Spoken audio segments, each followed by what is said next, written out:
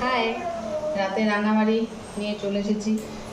তো আজকে আমি রান্না করব আলু ভাজা আর ডাল ভিজিয়ে রেখেছি, মসুর ডাল।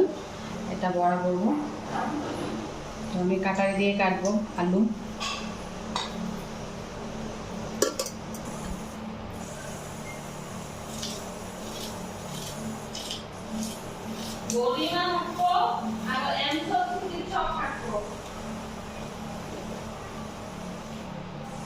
কাটা শেষ, ভাজা।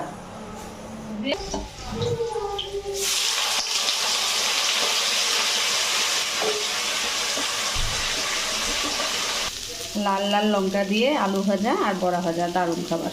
পেস্ট করে নিয়েছি। এখানে আমি পেঁয়াজ, লঙ্কা, লবণ, হলুদ আর রসুন দিয়ে পেস্ট করে নিয়েছি। এবার কড়াই বসিয়ে দিয়েছি। এবার ডাল ভাজাগুলো করব। Bye bye.